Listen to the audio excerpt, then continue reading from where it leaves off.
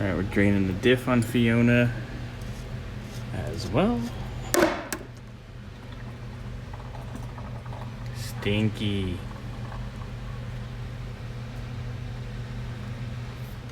Alright, Wick is cursing a certain repair facility here locally that worked on this prior. About the brake lines. Yeah, nice work. Pulling the backing plates. Just gonna slide these axles out so I can get that third member out, take it to Justin. Got that off. There's some effed up cross-threaded BS with the brake lines. Wick's pretty cranky about it, boys and girls. Yeah. Hillbilly engineering department using the hub as a slide hammer to get the axle out. It's working. Right, we got her out. Doesn't seem like there should be a seal in there. Well, yeah, there should be like a gasket on here. Look at that taper. Yeah. Ugh. Does that smell good? Mm-hmm. No. Smells great. Alright, that's out far enough to pull the fucking diff. So we'll do the other side like this too. Yeah. And pull the third member, then we'll slide them back in.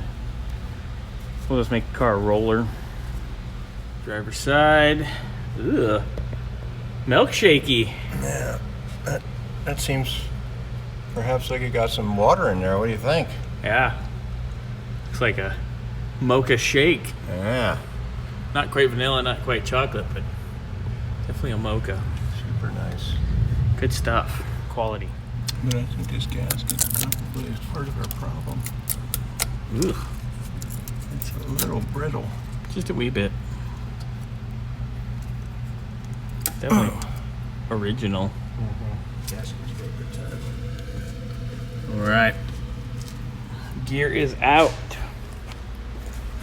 Which is little baby third member. Very reminiscent of a Ford 8-inch or 9-inch, but just Miniature. really small. It's kind of cute, actually.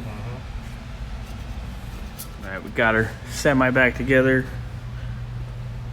No brake hardware. Just got them together so we can roll it if we need to move the car around. Look at that. Sweet invisible diff we got, Wick. Invisible diff. Invisible diff.